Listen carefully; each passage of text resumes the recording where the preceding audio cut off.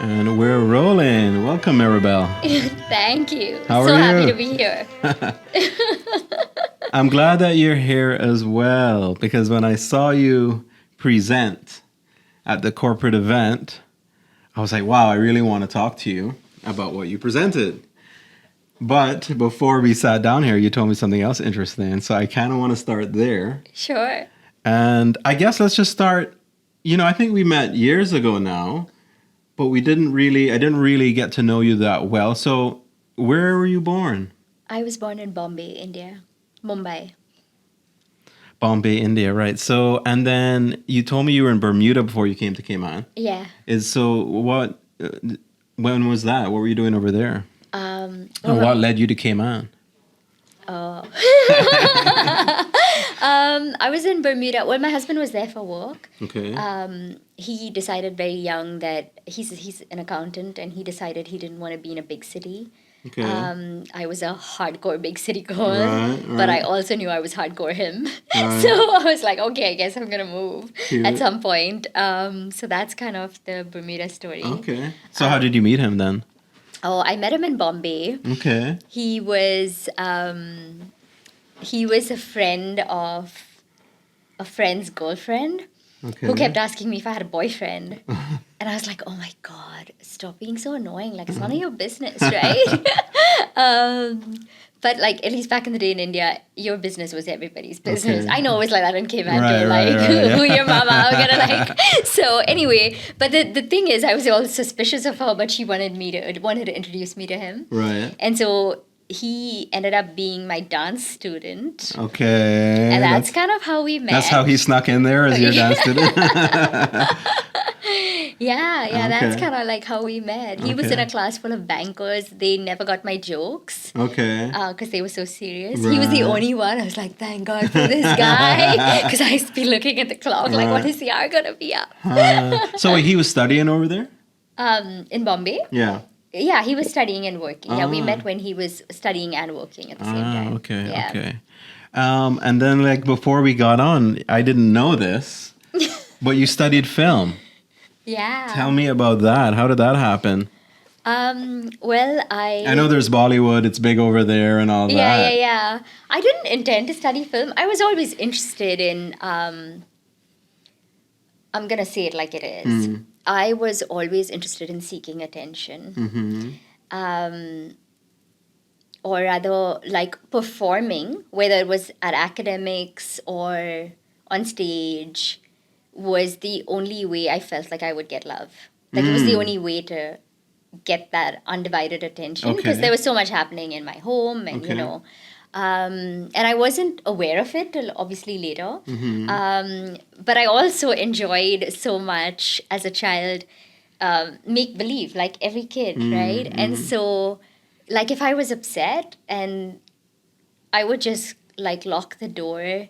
And back in the day, we had a cassette player, Yeah. and I'd put on a cassette, Yes. and I'd like act or dance out like the perfect scenario for me, like which was totally opposite of what was happening in my life, Okay. and I would feel better. Okay. So I think I always found it cathartic, healing, and also like fun because I was always trying to be so perfect, and then when I was like acting or dancing, I could just be someone else. And that was really liberating. So that's kind of how it was sort of like happening.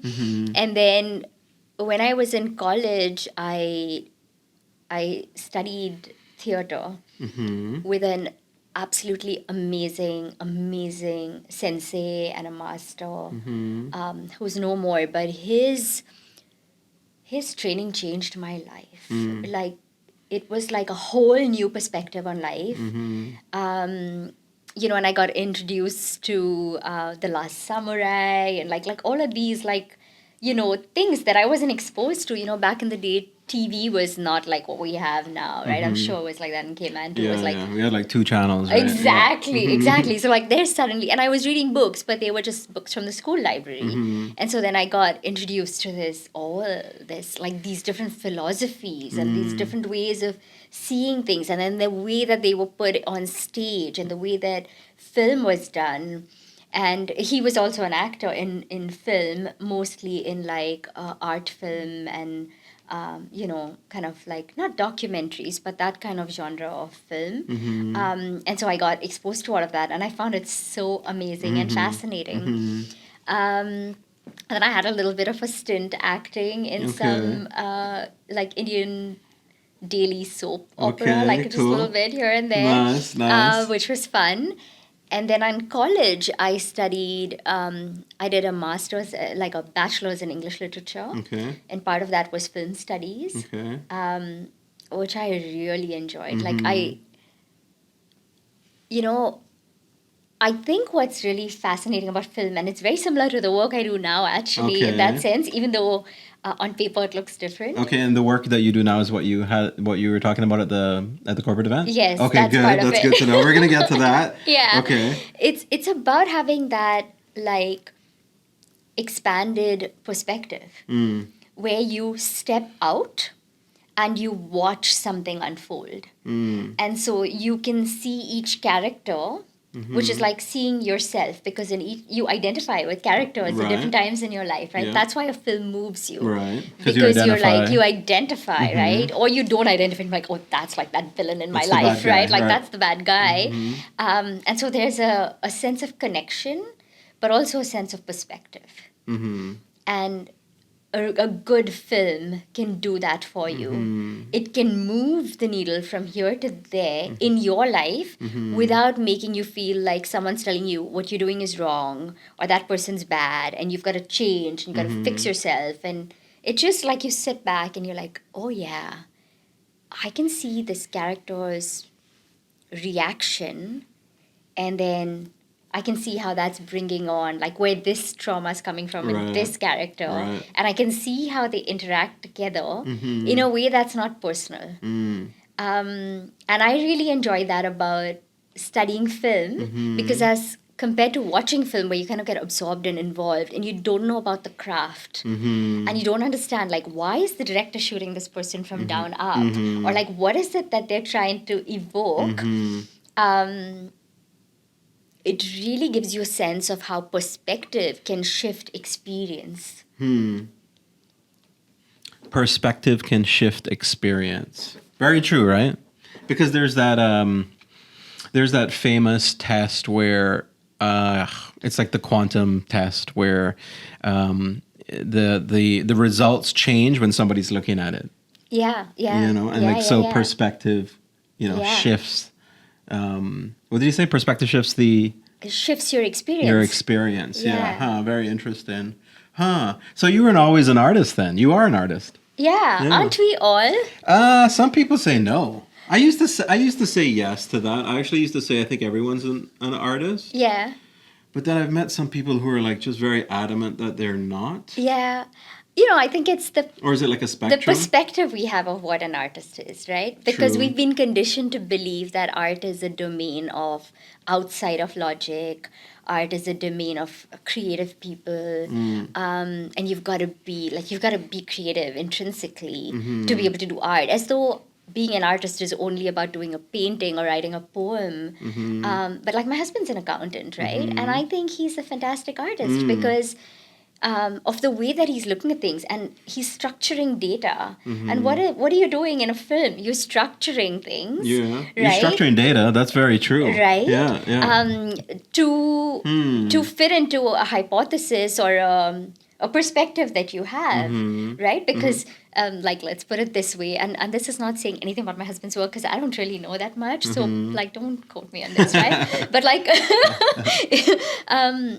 based on what you want to arrive at, you can pull data in different ways, right? It's same thing with a science experiment. There's so many ways to approach a hypothesis, and in that is creativity, and in that you're an artist. Right. And the way that I'm living my life, to me, is a work of art, because to be an artist is to be in an energy of creatorship. And when you're in the energy of creatorship, you're respecting and tuning into the sovereignty you have, the free will that you have. To say, these are all the bits and pieces, like these are the pains and the, like, whatever in my life. And based on how I engage with them, I co-create this art, which is my life. And I have autonomy in that, no matter what the situation. True. And it's my story and it's my experience, and many people will have different perspectives on it, right? Like you make films. Some people love it, some people hate it. Some people tell you how to do your job. And it's okay, but it's if I take it personally, it's like, oh my God, like, how annoying. But if I see, how is their life experience informing the way they receive the film? Because they're receiving the film, they're not seeing it from the eyes that you created it. And in the way that they're receiving it, they're co-creating that experience of the film for themselves. Wow, there's a lot of what do you have going on there? It's like you have like the observer and the observed, and how they're sort of connected, and what that means. But before we get any deeper, so you do music as well. You just showed me a song that you wrote and a music video that you did, which was really awesome. Thank So you. how tell me about your music life, and did you play instruments? Like, how did you write that song? It was completely by chance. Like most of my life has been completely by chance. Is that right? Totally. It sounds like that's kind of how you approach it from a very creative your life. I mean, from a very creative, spontaneous perspective. Yeah, I mean, I used to be very hard on myself, very logical. I come from a family where my mother's a research scientist. My dad's family were like freedom fighters, lawyers. So everything was like, I mean, Indians, right? Like if you get 1 degree, you're no good. You gotta get a couple. So it's like all of that, right? And then you add like the aspect of being like from a country that was colonized. So then you've got that colonized imprint is still, and we know we're still in Cayman, it's still a colony, and like that identity thing where I've got to like prove, and so then I have to follow the right way, which is what the majority says is the right way. I've got to get the grades, I've got to be logical. I can't make decisions from my heart because that's so impulsive, and only people that are crazy or foolish do that. So I definitely I would say I was born like that, like in the sense like spontaneous, like I think every human is. And then I really worked hard to not be like that. Once you made up your mind, you're like, okay, when you kind of accepted who you were, kind of vibe. Well, it only works to a point, because then I achieved so much, but I wasn't feeling happy. I wasn't, it's like a friend of mine a few days ago, like here in Cayman, she sent this, it's 3 of us girls in a group. We play, board games our families play board games together every month. And she sent like a little, one of those forward kind of things that said, this year I've decided to just be myself. And so I said to her, who is myself? Who is myself? Open a can of worms with that question. Yeah. Like, is it the idea that I have of who I was told I should be, or who I've conformed myself to be so that I can fit in and receive love and validation? And it's the question we ask in Indic philosophy. It's the first question, who am I? What philosophy is that? Indic, right? So from the region of the Indian subcontinent. Okay. So it's not just India, but like, that whole area, like Bangladesh, Nepal, what is currently Pakistan, Sri Lanka, some parts of like Southeast Asia. It's called Indic because there were no countries back in the day. Okay. They were just regions, right? Like it's like saying the Caribbean, right, without bringing the politics in. So this kind of philosophy, there are different kinds of philosophy from this region, but one of the key aspects is asking, who am I? Like, who am I really?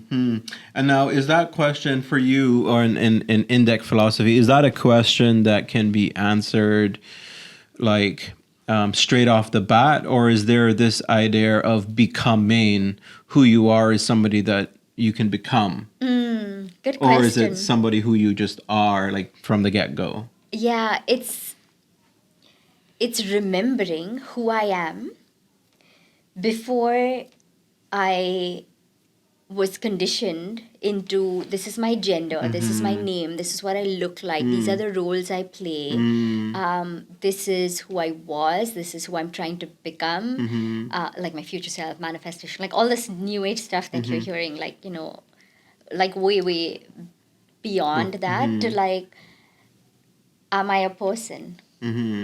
Right? Am I a person because I'm in this body, but like we say in Christianity, like the soul is eternal. So am I then the soul? And if I am the soul, then what is this identity? And so it's not meant to be something that you logically arrive at an answer, though we have ways in which to logically sort of deduce who I am by negating what I'm not. Yeah, that's a concept in Christian theology as well. I can't remember what it's called. What is that called? Because it's a way to understand God, and the way to understand God is by understanding what he's not. Yeah. And so you start from there, Yeah. and you kind of build your way up. Exactly. What's that called again? That's very interesting. Hold on. Let me write that in. What's the theology called where you define God by what he's not? Apophatic theology. That's right. I remember that. How interesting. And so that's kind of what were you saying? Now that's kind of what you do to figure out who yourself is? Yeah, who am I really? Right. By defining what you're not. Yeah. Right. And that could be something as extreme as I'm not an Indian. Yeah. Right? Yeah. To arrive at a better understanding of who you are. Yeah. Even though you are Indian. Yeah, like right? for the world, yeah, obviously, like, that's my country of origin Right. and that's my ethnicity, but I'm not defined by that. Right. And I love it, but I owe no loyalty to it. Like in the sense that because, for example, it could be that because I'm Indian and I want to be patriotic, then anything that's not Indian is not as good. Because Right. and that takes into the subtle kind of judgment, which takes me into separation, which takes me into not seeing you because you're Caymanian as the same as me. It puts a hierarchy, and if you see all conflict in relationships and in the world is because of this hierarchy, which Right. comes from the ego self, which we call like what the words that I use is like the finite self, right?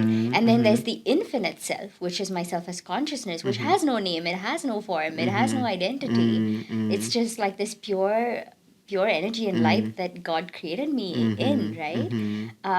And the more I get stuck in my identity, like years ago, I used to think, because that was the conditioning, we had, people treat me differently because I'm brown. And now I don't carry that at all. I don't carry brown as my identity. Like I'm not defined by it for myself. Am I brown skinned? Yeah, I am. But like, it's not like a marker for me. And because it doesn't hold much for me, I don't get pulled, I don't get treated differently. Whereas I know other people that still hold that story, and they're always getting like, they're like, yeah, people are so racist. And I'm like, huh. And if someone is, it sometimes happens. I'm like, how human? Like they're just responding. They're just being loyal to the conditioning that, I'm this color and you're that color. And like it has nothing to do with me. Right. It's like it's just their conditioning. Like it's like there's a veil and you can't see it. And that's it. Like how human of them. Because I'm sure that's still there in me in other aspects, right? Right. Yeah, it's very interesting, the idea of sort of the unity of the world and humanity and God and the universe, where there's a sort of the understanding, like you're saying, that there is just pure energy without sort of differentiation on one side, but then also on the other side acknowledging the differentiation and the uniqueness and the ethnicity. And it's like, how do you combine those two things? Are they supposed to be combined? Are they not? Is one more right than the other? I don't know. I feel like that's an essential tension in so mysticism, Yeah, can I share something? Sure. So, the way that I look at it in the way, and this is coming from the Indic tradition, so it's not like my creation. Is there's just this energy, whether you call it God, you call it conscious, like whatever it is, like everybody will have a different name for it. But if I don't call you Badir and I call you someone else, you're still going to be you, right? So we fight over the names and form, but in essence, there's a It doesn't matter connection. It's what your you call personal me, connection with, right? Right. And so then there's that energy, and it patterns into different things because it patterns in density, right? So sound is a subtler density, vibration is even subtler, and then form solid, because you can also, there are these experiments where you can do things with sound and then see how particles rearrange themselves. So that is a pattern, but it's a denser vibration of the same energy. Because matter is still energy, but it's just vibrating at such a different frequency. Right, that it's solid. Exactly. But it's still just energy. Exactly. Right. Because if you look at it, there's different kinds of devices, I can't remember the names now, but if you look at it and you zoom into it, it's not dead, right? There's a frequency, there's a vibration happening, right. and you break that, you break the molecular bonds, and then it can become something else. Like water, right? Like True. water, you freeze it and the molecular bonds change, but it's still in essence water. Right. But you say, no, it's ice. You just call it something different. Right. But you leave it out there, it'll melt, and it's water again. The identity of water you think is liquid. Say, what is water about? Well, water's liquid. But as ice, it's not liquid. Right. But it's still water. And then it can even go a step backward and become steam. Exactly. Right? Exactly. And then I think, is that kind of what you're saying then, where this energy, this pure experience, this pure, God, like light, or however you want to, It has gradations. It expresses in different, Right. and that's the act of creation, right? When God said, like in Christianity, for example, let there be light, and then he created this and he created that. It's just patterning it in different, let's say, formats. Like you're doing, this is a podcast, and this could be an MP4, or it can be just an audio as a wave, or it can be an MP3, and it's still the same essence, but the way that it's like structured is different, and it very does true. different things. I love that. So it's that same energy patterning. And when you said, you said something around, this tension between right and wrong. So the way we would say it is, who wants to be right? These What are do good you questions. answer? I like this philosophy. Who wants to be right? Are you asking me? Who wants to be right? In any situation, like... Yeah, I think it's the person that wants to feel good about themselves, right? The ego, I guess, that wants the credibility or the acknowledgement that comes with being right. Yeah. And so then being right makes someone wrong, and then that puts you in a hierarchy, and it's ego, and then we think we're being so spiritual. Ask me how I know. So when you ask that question, who wants to be right? Then the answer is, well, I want to be right. Well, who's I? I is this this construct, or this loyalty I have to the idea of who I am. I'm a good person. I have integrity. I'm spiritual. I'm like, these are the values that my parents gave me. These are the values of my country. Is that really me? Because without that, was I?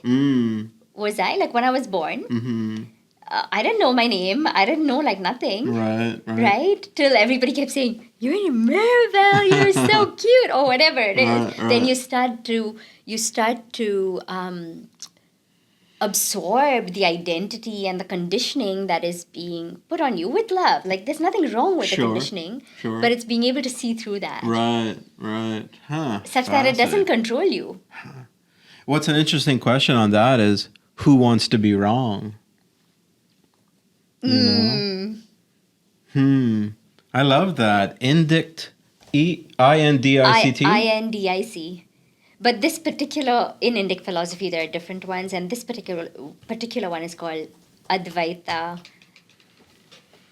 And when you say that particular one, what do you mean? Because there are different Just like in Christianity, there are different ways of looking at and approaching God. Right.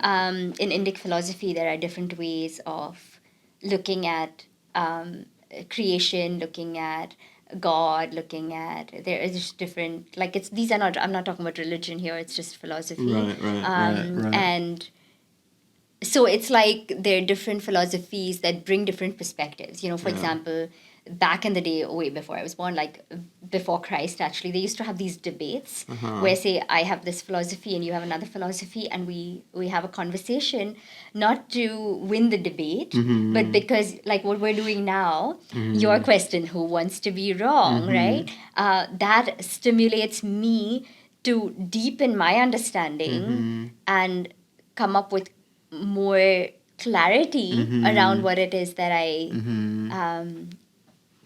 believe or I'm exploring. Right. Huh. And I love it here, right here with AI. It's telling me that from the Indic philosophy at its core, it asks questions like, who am I really? What is reality made of? Why do we suffer?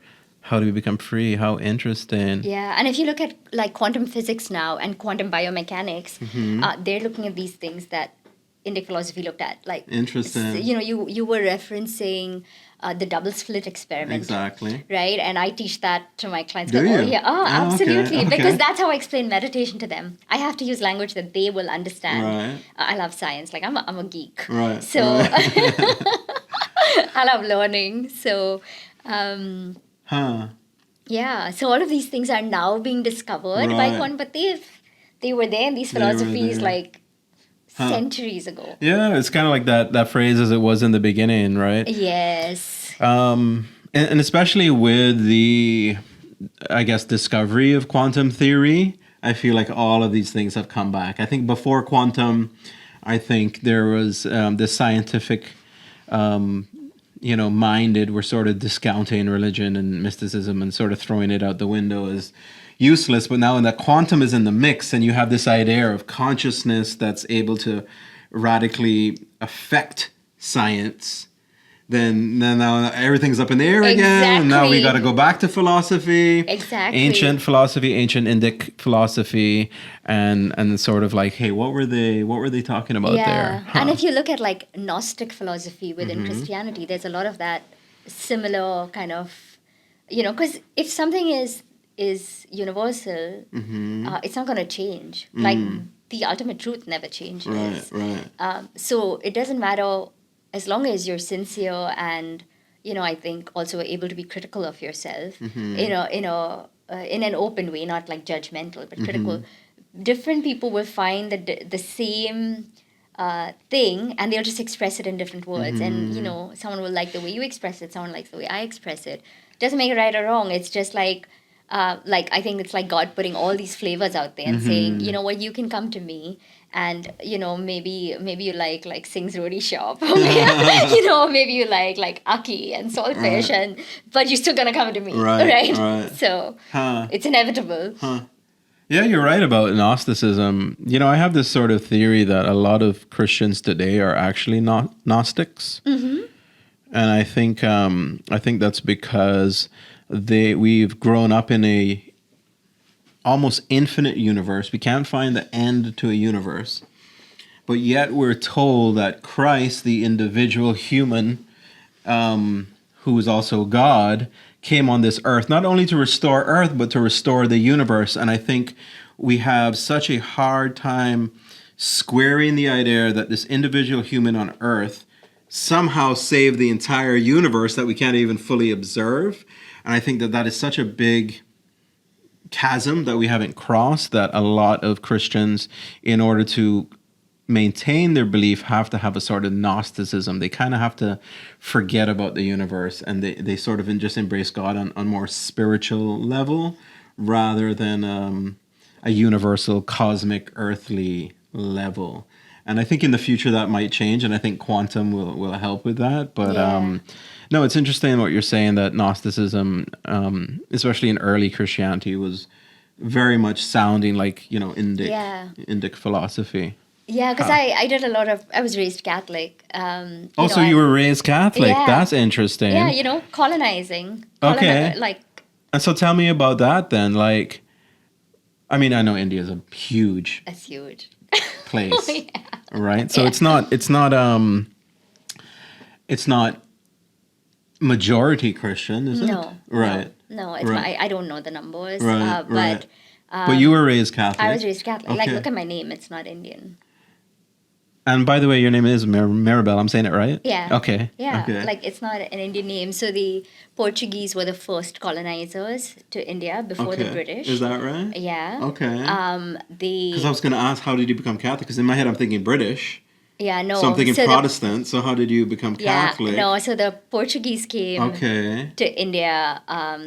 Vasco da Gama came to India Okay. way before the British. Okay. And they came to a place called Goa, which is where my ancestors are from. Okay. And that's predominantly Christian, from what I yeah, understand. because it was a Portuguese colony. Okay. And so there was an Inquisition in Goa, similar to the Spanish Inquisition, but it was worse. It was way worse. It just doesn't, because most of the history we learn is Eurocentric. It doesn't get written about as much. And so there was a terrible Inquisition, and if you didn't convert, that they would take away your land, because religion. And I just want to be clear here. Like, my relationship is with God, and then religion is separate, right? It's a construct, Okay. and for me, right? Sure. Because I was curious, I couldn't get answers, and so I ended up reading a lot, and I actually wanted to become a nun. Is at that one right? point. At one point. Oh yeah, I loved going to church, and I loved singing in the choir, and just like I You always love was thinking moved. about these things. And Yeah, like I've always been like that, Right. And then but I also like dancing. So I remember going to this like nun and going like, Sister Rosemary, but if I became a nun, then I wouldn't get to dance, right? And she's like, no, my dear. And I was like, oh, like, then I don't know if I want to become a nun. And then I saw Sister Act, when TV You're like, finally I came could've in. been it. And I'm like, Sister Rosemary, have you seen this film called Sister Act? And she's like, that's not a Catholic order. I was like, okay, I'm not becoming a nun. She sounds like one of those very serious nuns, Yeah. That's fascinating. So as a Catholic, I'm sure you've heard of Saint Therese de Lisieux. She's the little rose. She died when she was 24. She's from France, and she's one of the doctors of the church, of the Catholic Church. Anyway, she wanted to be an actress too. Yeah. Yeah. So that was a thing. And actually also St. John Paul II was also an actor in his early years, I guess. So interesting. So colonization. And so did Francis Xavier have something to do with that? Oh, yeah. Francis Xavier came But he's to Spanish. India. He's my patron saint. Really? Yes. I chose him because of the name Xavier, which I really loved. That's my dad's name. Is that right? Yeah. Okay. Yeah, my late dad, but yeah. Wow. So, and I'm assuming he was named after Francis Xavier. He was. Okay. So Francis Xavier came to Goa at some point. I don't remember dates, and me don't. I don't really buy it. like 15th, 16th century, around there. And he preached, and he died, and his body did not rot. So if you go to Goa even now, there's the Basilica of St. Francis Xavier, and it's kind of only once a year they bring it down, but it's in a casket. It's his body, right? and it's shrunk. Like, it shriveled a lot, but Okay. it's still It there. didn't decompose. Like, it didn't decompose. He's not mummified or anything. It's like a miracle. Right. And so, like, once a year, I think, or once in 10 years, I don't remember this because, like, I saw it way back when I was a kid. They will bring it's called the exposition, and they'll bring the body down, and there's thousands of people that come from all over the place to kind of see the body. So yeah, like, I grew up with all of that, and I always believed in miracles. I don't know, like, even though it was funny for me because, like, in school it was like you need evidence for everything, and then I went to church and they were like, Jesus was doing all these miracles, and I was so fascinated. I was like, and when you understand quantum stuff, you understand, and Marianne Williamson says this, a miracle is a shift in perception. Yeah, I'll give you an example. So I had a client that's she's a CEO of a company, and she wants to make a shift in her life, and is, she wants to step out and do things on her own. And that's a big shift because you got a secure job, you're doing well. And so, as we were working together, something came up around, relationship with money and stuff like that. And so we sort of worked through that. And, I said, the simplest thing is looking at how much abundance there is everywhere. Because the person who has been taught that they're not good enough unless they prove and achieve stops to see the miracle of abundance. They start to live in I'm scarce, and I have to constantly gather evidence to prove my worth, no matter where I am. Because if I want to stay here or I want to go next step up, whatever that is, I have to keep gathering evidence to prove that I'm worthy to others and to myself. But if you look at nature and, like outside our home, there's a beautiful ackee tree. And like that tree inspires me so much. Okay. It fell during her, grace. Okay. We got to put back up. She's a big ackee tree, right? Nice. And it survived? It survived. Nice. She's beautiful. I mean, ackee trees are beautiful, right? Like, it's the red and the green. And the Cayman parrots come. Right. And the roosters come. And, there are people that come, not necessarily even neighbors, just people just come take ackee, right? And I remember at one point someone said to me, aren't you mad they just take an ackee from your tree? And I'm like, but it's not my tree. I don't, yeah, but do I own this tree? Am I the cause of its fertility? Right. Heck no. Right. And I'm not going to eat so much ackee, right? I barely know how to pick it right myself. So I'm like, so what? And it's constantly in abundance, right? And then there's some ackee that falls. And then you might think, such a pity, it's fallen and now it's rotting. But even in that, it's abundance, right? Because it's decomposing, it's changing form. It's the same energy, it's changing form. Right. And it's fertilizing the soil such that there's more abundance in the next harvest.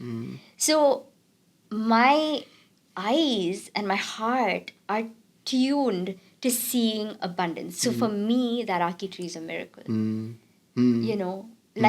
Anything. You look at when they start cementing, they're cementing Cayman all over the place, right? And my heart's like, no, don't do this, right? But then I look and I see in the middle of the cement and the cracks, this stuff is growing. And that's I went to Hiroshima and Nagasaki, I think 2 years ago. And everything was destroyed, right, with the atomic bomb. Still everything. destroyed, Still you can destroyed. still see. But there are 2 or 3 trees that were completely charred. And after all these years, one of them has started to get leaves. Huh. Just Wow. little... And I remember, because you go through that museum and it's horrendous. You just look at what us humans thinking we are good and spiritual and righteous because our religion is better than everybody else's and all the stuff that we take so personally. You look at what have we done? It's just absolute horror, right? When you look at the images and you kind of I felt so heavy, and I was, then you kind of thinking, I wasn't thinking that, but it does bring that up. Is there a God really? How can this happen? Right. And then you go out and you see that one tree. That's miracles. That's miracles because science can't explain it. And then the shift in perception is, can I look at how horrible humans have been? Or can I look at, yes, how horrible we have been, and yet, and despite, there is the life force. That is love. That's an expression of love. That life force is not about the tree sprouting again. It's about the power of love, which is the greatest power there is in a world where we are told that power is controlling the circumstances of our life. Power is controlling people, controlling resources, controlling votes, controlling whatever it is. For me, that and that's abundance. Things will just come, I went to a cafe after I had this thing with a client, right? And I told her, just watch out. Just keep looking. Just keep looking at life. It's the mundane. You're driving. You're doing things. And you'll just start to notice abundance. And your life will change. Things will come to you. I know it because I live it, right? And I went to get, my daughter just had her braces removed, and the dental team's like, just so lovely. So I went to get them like a cheesecake, and then I got her like one little thing that she likes. And the guy starts to put more, and I'm like, no, just one, because sugar and all that. Yeah. And he's like, no, I want you to taste the rest. And I'm like, okay. And like, there's just this. And it's evening, right? So logical mind is like suspicious because we have to be a little, it's like, oh, it's evening. It's probably going to go bad. That's why he's giving me like some freebies. Okay. And then I'm like, no. Here's abundance. Mm. Maybe he's doing that. Firstly, his energy didn't feel like that, but maybe he's doing that. And despite that, can I appreciate it? And despite that, can I see how abundance is easy? And can I be in that abundance mindset where I'm in trust as opposed to suspicion? Yeah, it's that's something over the years I've started meditating, and one of the things that I'll notice when I'm meditating, I try to cut off the thoughts that come into my head, and I stop thinking about the past, and I stop thinking about the future. And whenever I'm in that present moment, that's when the abundance, I can hear the abundance.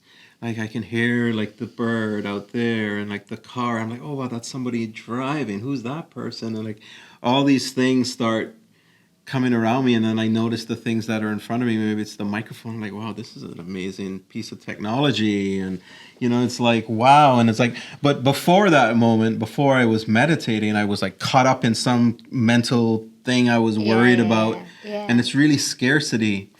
You're lacking that perspective of abundance. And I'm interested in what you were saying just now, and I'm wondering if you were saying this or not, but you were talking about Hiroshima and Nagasaki and how how terrible that was and how damning that is for humanity and sort of to almost condemn humanity for that. And then I thought you were going to flip it around maybe and say, okay, but is there still something beautiful Absolutely. in humanity? Absolutely. And I want you to talk about that a little bit, what you think, because what I find, there's a lot of people out there who have nothing but bad things to say about humanity. They're racists, they're misogynists, white supremacists, they're power, they're rich, and I feel like that is a perspective. But is that the whole perspective? What are they missing? Are they missing anything from that perspective?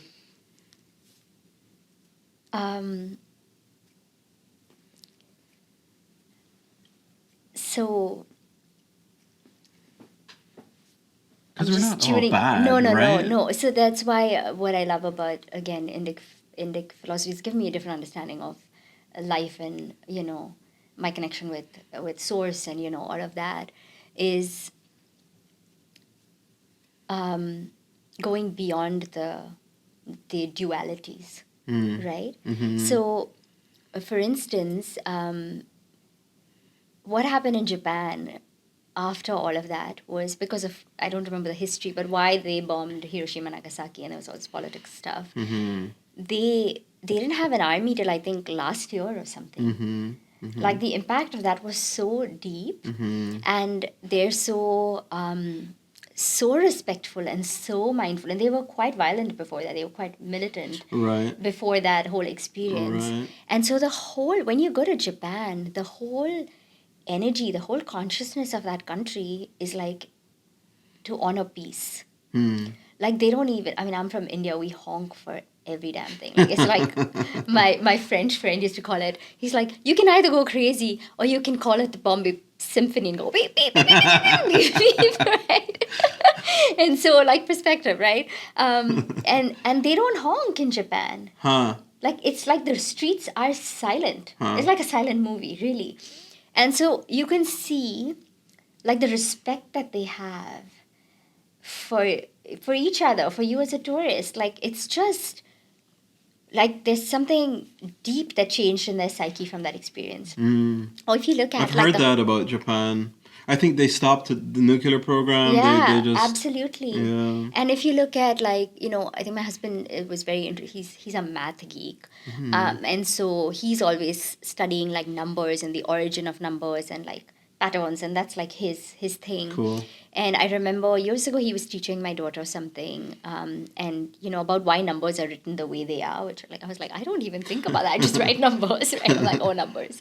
But he was studying a particular method called the Trachtenberg system, which was created by a guy that was in the concentration camps in the Holocaust, and he just sat there and he didn't want to judge, and he didn't want to feel like a victim, and he didn't want to like let that consume him. So he started to like meditate on numbers, and he started to see connections between numbers, and he created this phenomenal system. Right? Or you look at Viktor Frankl and Man's Search for Meaning. I know that name. Yeah, Viktor Frankl. Yeah, like again, a Holocaust sort of, something that came from there. So when you look at it, it really shows you like somebody went through that experience and came out as a victim. And it's not to judge that, right? Sure. It's not to say, that was their experience, and I don't know enough to have an opinion on it, right?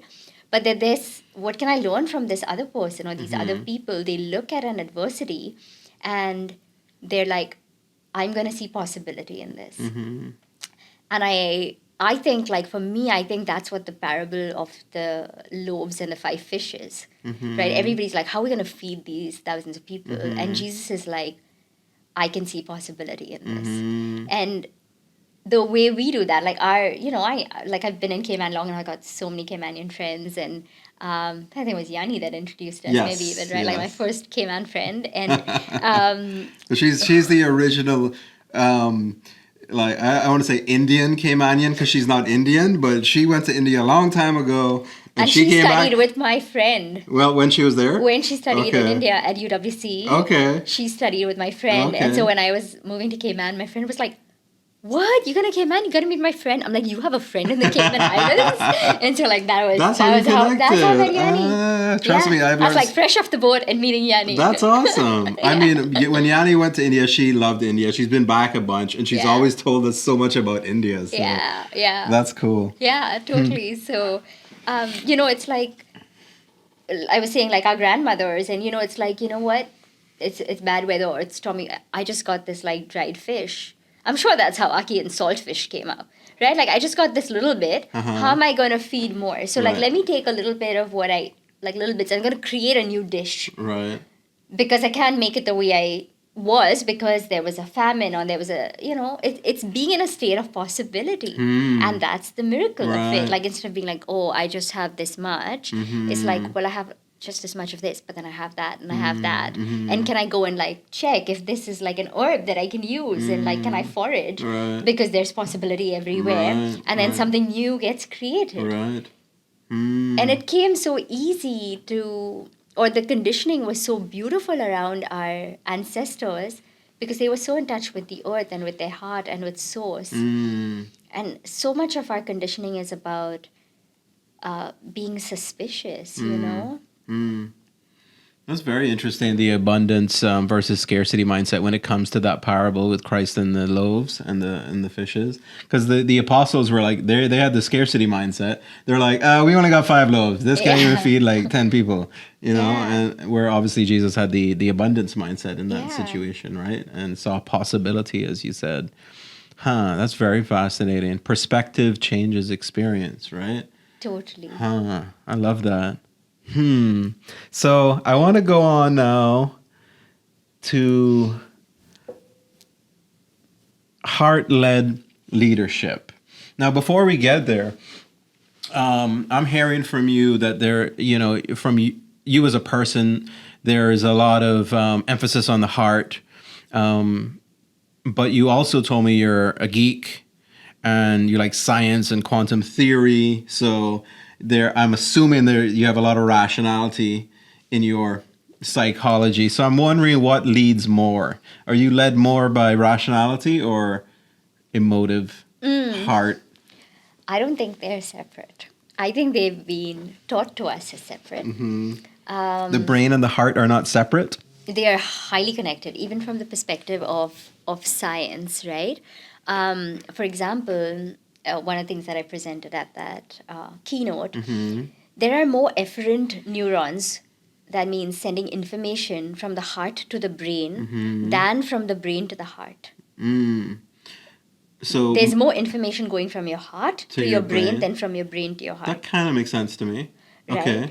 Which means that there's a reason for that. Why is our physiology like that? We have Why to is ask, that? why is it like that? There must be some importance to the heart. Why would this physiology be created such that across the species, no matter what your gender, no matter whatever, there's more impulses and information going from your heart to your brain than the other way around? Isn't it interesting? That is very interesting. It's a good question to think about. It is a right? good question. And then, if I say, you say, who am I? I'm like, I'm Mirabelle. I'm Mirabelle. Nice to meet you. I don't go, I'm Mirabelle. Nice to meet you.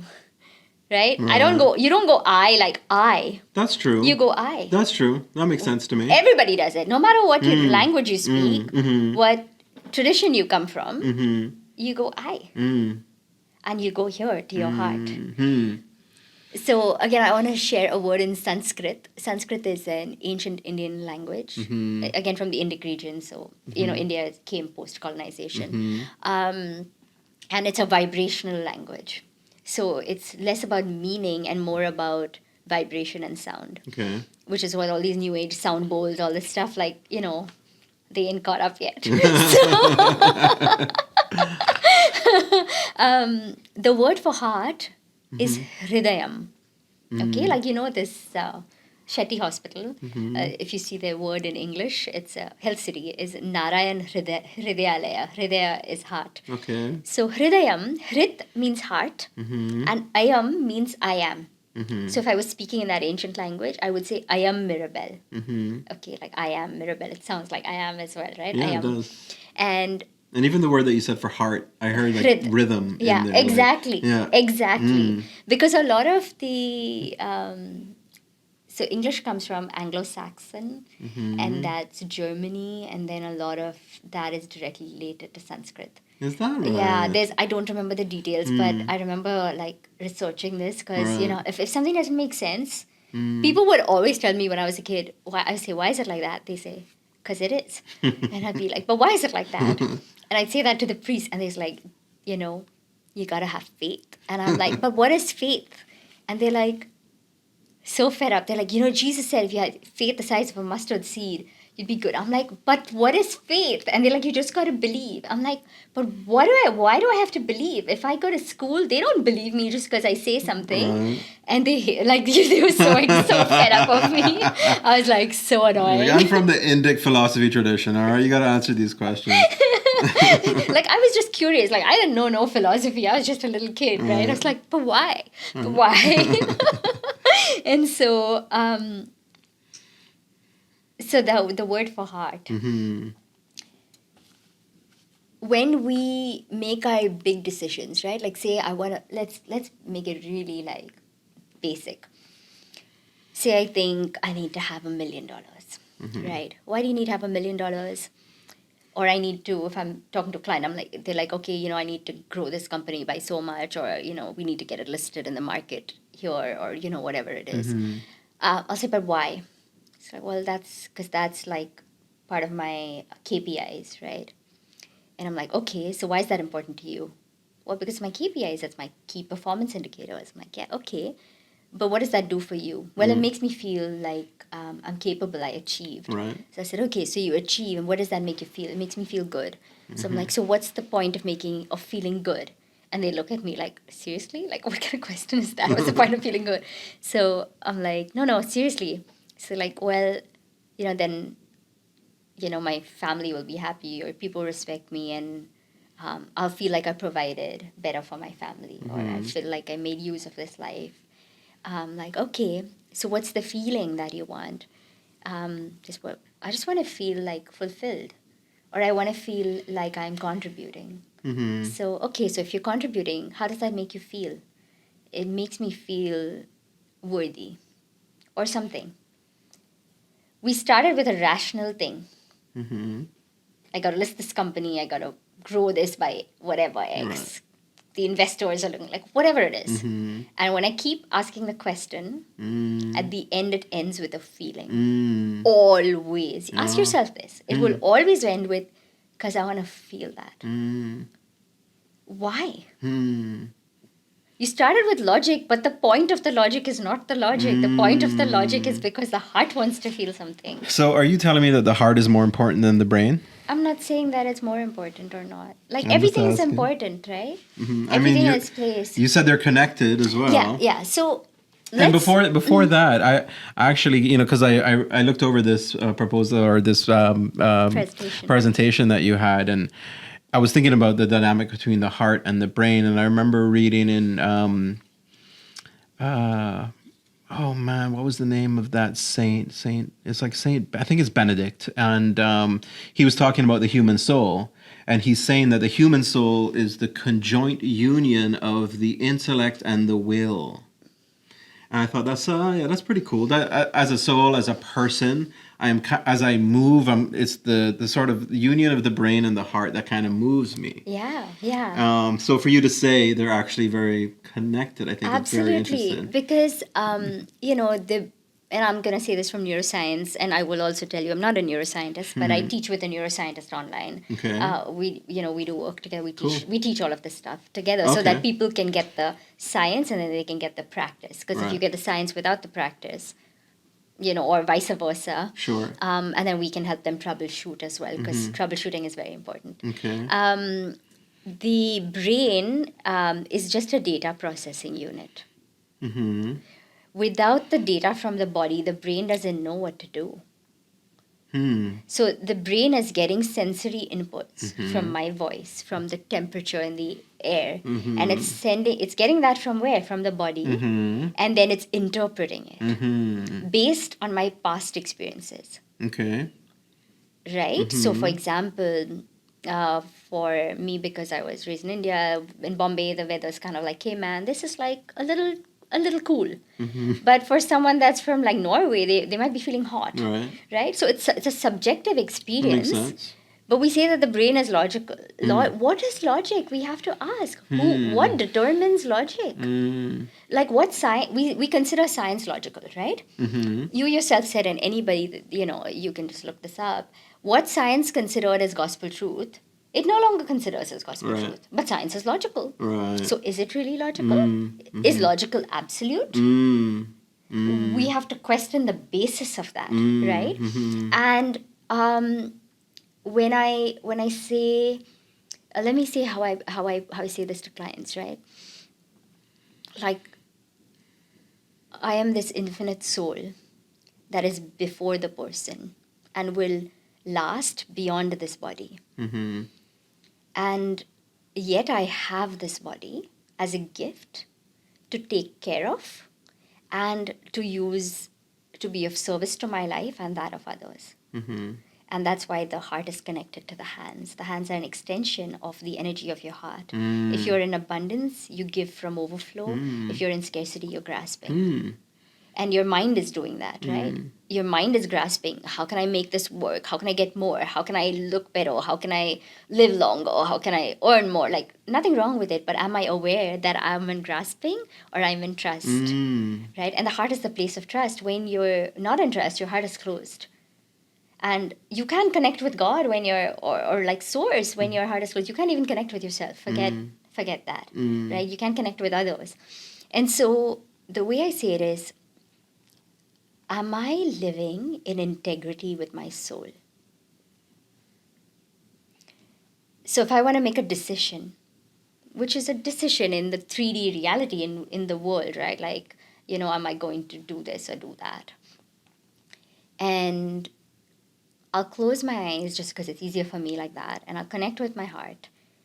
And I know what my heart's deepest longing is. I know what my soul is really wanting, because I've allowed myself to tune in enough such that becomes more important than achieving, proving, validating, up-leveling, going beyond limiting beliefs, all of that personhood stuff, right? Improving the person. And then I'll say, is this in integrity with what my soul wants. Right. So, like for me, I was just sharing with my family this morning over brunch. My number one thing is my connection with Source. That's my number one priority. My number two is my family, and my number three is my work. And I'm like, that's very clear, and that's not coming from my head. That's coming from what really matters to me. And so, before I see my family, I meditate in the morning. Like they know it's not negotiable. It doesn't mean I love them less. Right? It's just that's the most important thing. Without that, I have nothing to give. I'll just give and I'll get depleted. And I've been there before. But you recognize the source. Right. And so it's a logical decision. There are a couple of clients that want to work with me now, but I don't have availability till the end of March. Could I kind of squeeze them in? I could, but I would be out of integrity with my soul because then I wouldn't have the space to tend to myself, and I wouldn't have space to be with my family. And if I don't have that, there's like a little friction or mess in those relationships going to affect my work. So it's being in integrity with my soul is being logical. It's not going to make me do some irrational things. Right. Does that make sense? I'm giving you an example from my own life, right? It makes sense. It's like almost like you're saying that a logic that comes from the heart, kind of. Yeah. Yeah. And sort of feeling what is important to you. Because if it just came from the mind and the brain, you're like, let's squeeze this person in, let's get them in here. It's like more money, like why not? More money, like why not? I like that. And that's scarcity. True, that is scarcity. It's scarcity, and then when you're like, okay, you know what? I'm sorry, like I really would love to work with you, but I can't till the end of March. Is that okay for you? And then that's coming from. So when you say abundance, right? It's am I in trust or am I in the opposite of that? Because abundance is a state of trust. It's not about abundance like, I'm going to get more, make more. Like, it's not that. That's true, because in that situation, you're telling the clients you can't work with them until March. So you're coming from a state of abundance, but you're refusing work. All right? So, and it's like the trust. To be in integrity. Because if I said yes, it would compromise my relationship with myself and with Source. It would compromise my relationship with my family, and I wouldn't be able to give them the best. And my longing is to, like in this podcast, like whatever's happening, like before I walked in here, I was in the car for 2 minutes, and I'm like, may whatever comes through be for the highest and greatest good or transformation of everybody, you, me, and whoever's listening to this. So that's like where I like my soul leads me from, right? And do I fall off? Of course I do. I'm human. But then coming back and remembering, so then I'm actually doing them a service. I'm not toning them down. I'm saying, you deserve the best of me, and I can't give that to you if I take you on now. Right. So it's abundance across the board, whether it's in terms of time, in terms of energy, in terms of like productivity, in terms of results, like everything. Right. Or whereas we tend to think of abundance really just like money, or possessions. Yeah. Where like you're saying that there's more to abundance than just that. Very interesting. You remind me of like because I think Jesus had to go to the source a lot because he would always like run away in the night and like go pray, and then he'd come down from the mountain and his disciples would be like, "Yo, where were you? Like, you didn't tell us where you went." He's like, I had some things to do. Don't worry about it, right? So that's awesome. I like how you said that. Yeah. So we'll have to leave here in a bit. I love this little diagram, the prefrontal cortex. And how do you say that word? Amygdala? The amygdala, yeah. So, because I relate to that image, right? So the prefrontal cortex, executive functions. I feel like when I'm being decisive and executive, I feel like it's up here. Whereas the fear response is more of like that area. Yeah. So how does that play into, what do you use this image for? Just to sort of to make show people aware? Yeah, so, I do the experiment before that to show them with data how tuning into your heart changes your heart rate variability. It changes your neurochemical response in your body, such that you see emotions, including the experience of stress, as a neurochemical reaction as opposed to something wrong. Right. Because then when you see it as data, you can work with it. When you see it as a judgment, then you're like, oh, like, There's nothing you can there's do. like nothing I can do. I'm a victim, or Right. like, it takes you into hierarchy, Right. right? And so this is then to show how changing the breathing practice Right. and changing the way that we connect with our heart changes what part of the brain is activated. And this is still, because it was for a leadership keynote in a very corporate situation, it was, whatever, 45 minutes, so you got kind of condense Sure. everything. But, since you're a meditator, when you meditate, actually, because they've done so many experiments back in the past, on some of my gurus, and where they've, I've seen some they've of put them. electrodes, and Yeah. then they look at the functioning of the brain Right. and what areas light up. When you're in a really good meditative state, like your whole brain is turned on. But it's turned on not like, when people get stressed, they get turned on to do more and fight, flight, freeze. But it's turned on where like literally there's light. There's literally light, and there's like these biophotons, and we don't have time to go into it, but Right. there's like, that's something to look up. And I think this is why, whether you look at Jesus, or you look at the Buddha, or you look at any saints, or like anybody that has gone beyond the lower chakras, and the way they say it in the West is chakras, but it's chakras. The Okay. lower, or if you look at Maslow's laws, like security and reproduction and, all of that, you go beyond that, not to ignore it, because, like I have a kid, like, it's important, like, but to me, but then go into the higher realms of energy frequency. This is the highest realm. And so when they show a halo, or, like you see, I remember when I was a kid, I'd look at that picture of Jesus on the altar, and there was like this light around him. And I'd be so curious. I'm like, why does Jesus have a light? Like, Right. was there like, Right. and like, what was it about? I didn't understand it. And then when I kept studying and learning, and I studied in the Himalayas with all these monks, and there's a great book called The Lost Years of Jesus, which is about how he traveled, between 13 and 30, there's no Right. information. Right. So he traveled the Silk Route and then the Spice Route, and was in Tibet, and, like, there's a lot of, it's a very fascinating book to read. Interesting. Right. So, so it lights up your whole brain, and that's where even the word enlightened comes from, right? Full of light. And what is the name for Jesus Christ? Like the one that is full of light.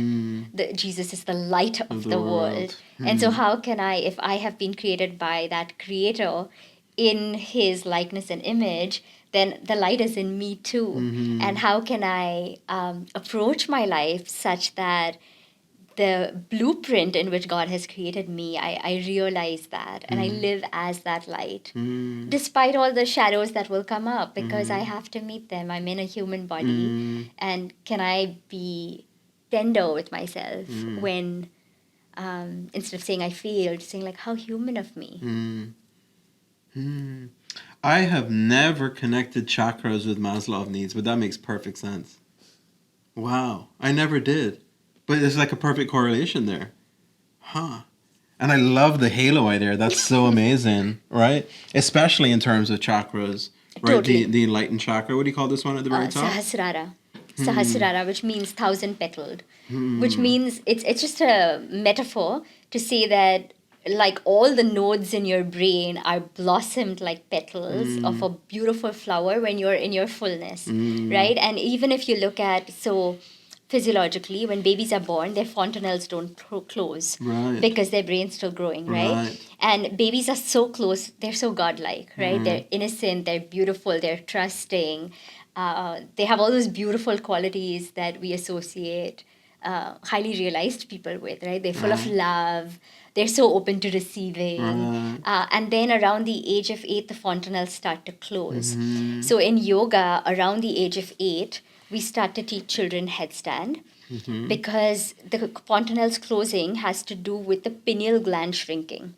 And the faster the pineal gland shrinks, the faster the hormonal changes happen and, sort of puberty hits. Cool. I didn't know that. And so there are different practices with food, with lifestyle, and with, headstand, certain meditations and breathing practices, which I've obviously done with my daughter, that will slow down the shrinking of the pineal gland. Is that right? Such that those hormonal changes aren't so like them going crazy. Right. It's more controlled. Yeah. It's more gradual. Huh. How it's so beautiful. Fascinating.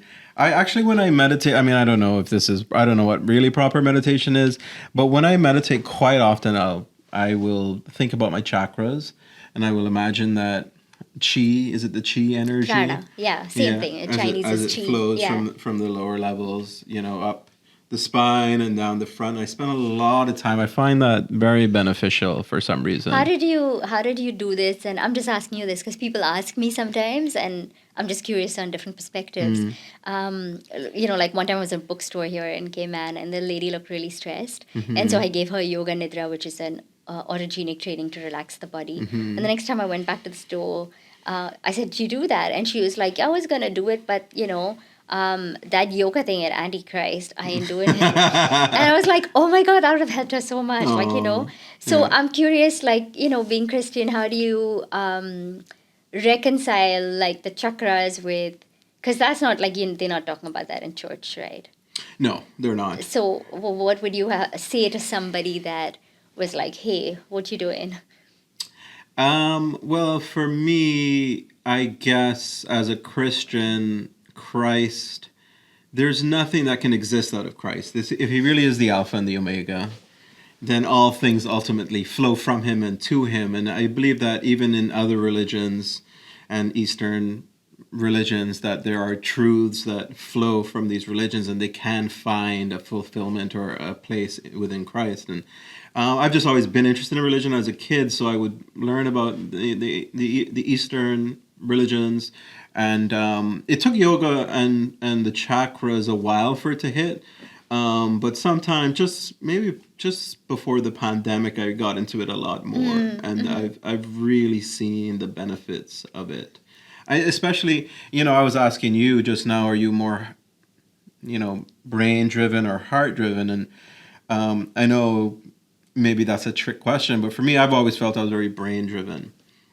And I think one of the hardest chakras for me to feel is the heart chakra. So, I will, while I'm meditating, I will focus on that and try and feel that and get into that, a bit more. And I guess that's just kind of how I think about it. Yeah. And it's for, it's interesting what you said, because it's for most men, because men have been conditioned so much into this idea of masculinity, being the provider, being the protector, being strong, not being emotional. And, I work with men too, right? And men in their 40s, 50s. I wanted to ask you. Yeah. I'm sure I wanted to ask you if I don't know where you're going with this, but if any of them push back and you're like, oh, this is nonsense, and what were you going to say? Most people come to me after they've tried everything. So they're either desperate to sleep better or whatever it is, or they come to me because they've tried everything, they've got good results, and they're like, but there's something more to life than this.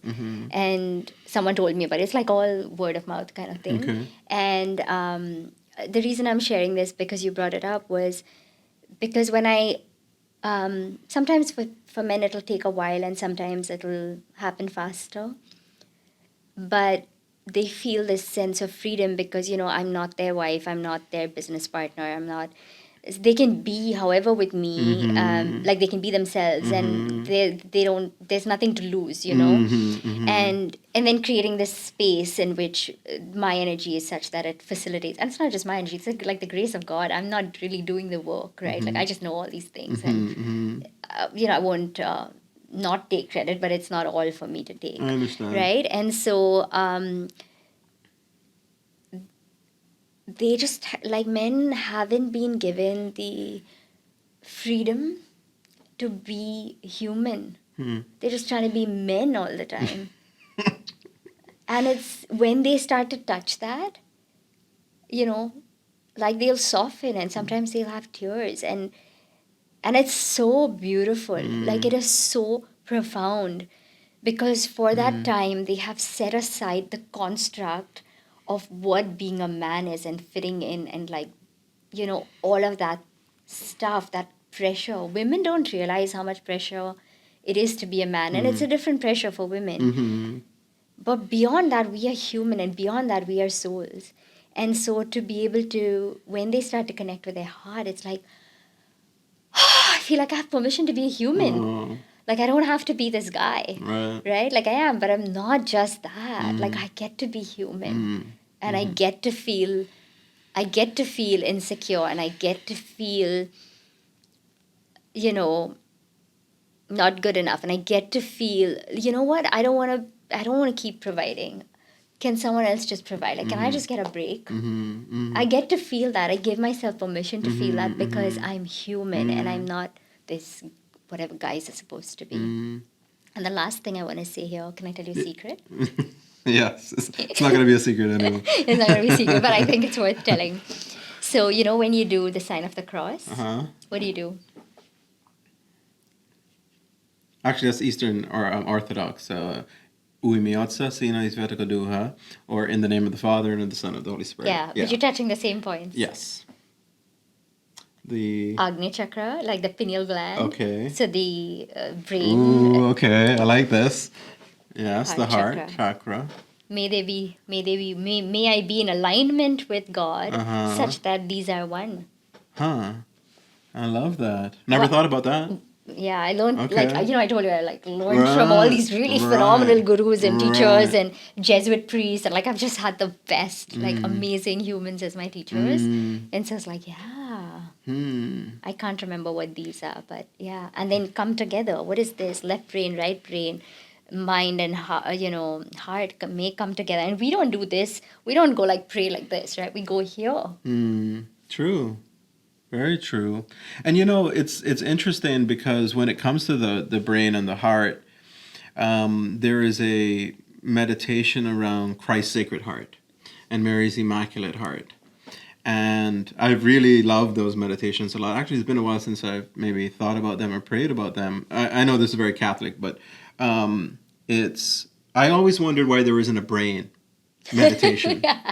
Christ's brain. That's funny. Yeah. Because it's the intellect and the will, the two parts of the human soul, and I'm like, is that missing? And I just even from this conversation, the heart sends more information in the brain than the brain.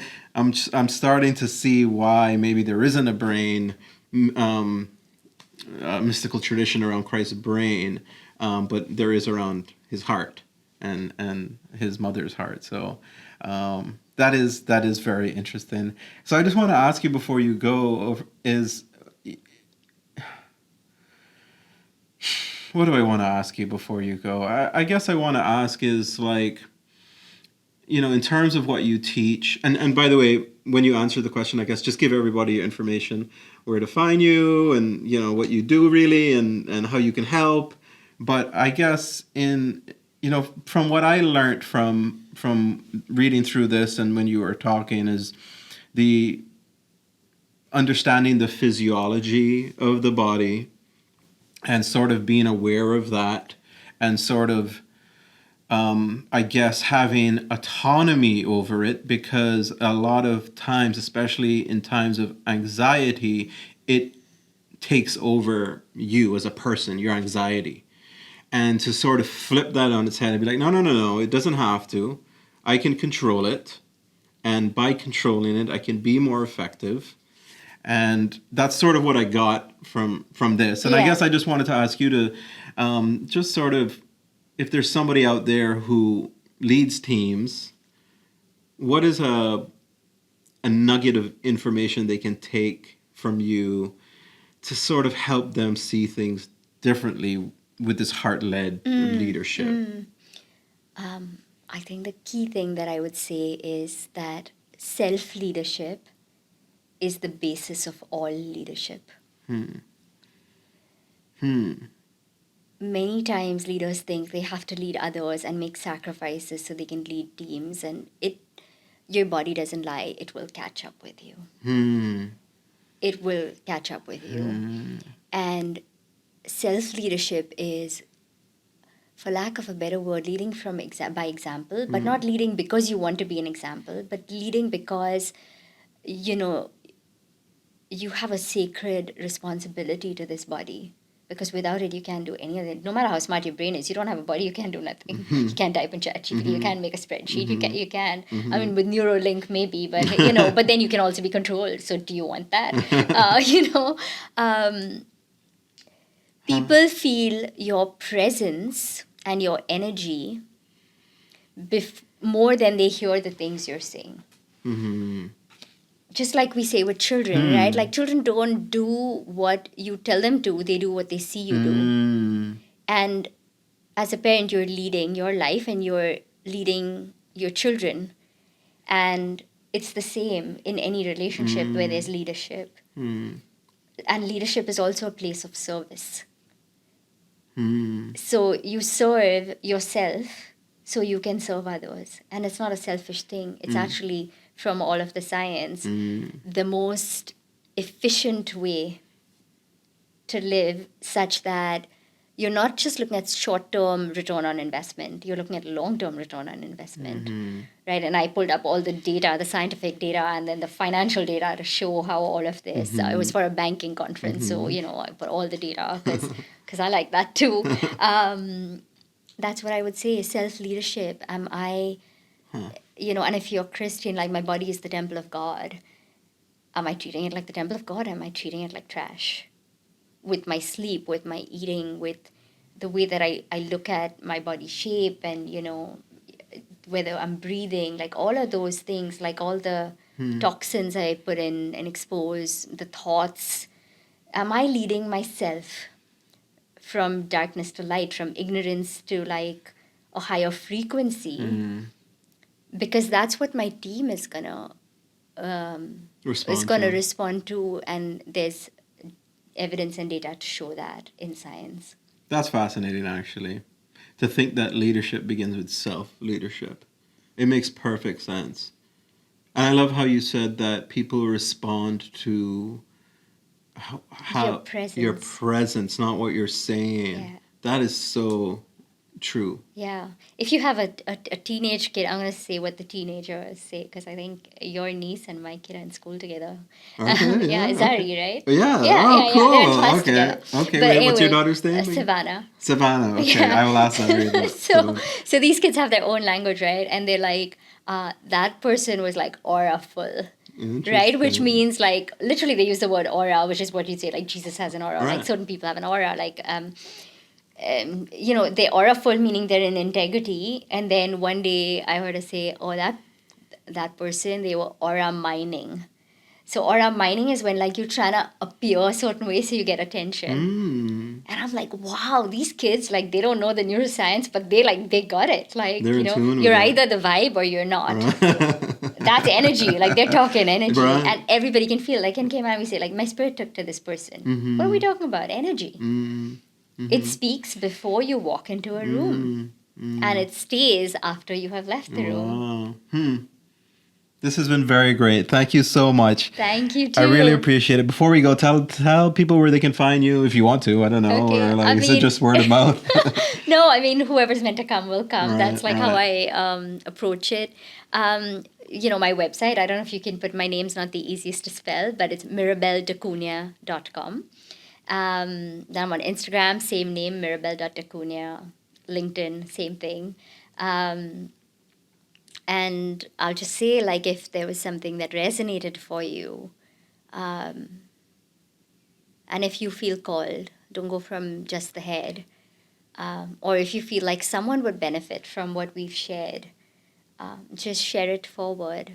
And if you feel called, then come, and, you know, if it feels like the vibe, you know, we'll go from there. So there's no, I don't have a strategy or like, my strategy is living from my heart. I love that. Yeah. Mirabelle, thank you so much. I really, really appreciate it. It was great having you on. Thank you so much for having me. Such a great conversation. I loved it.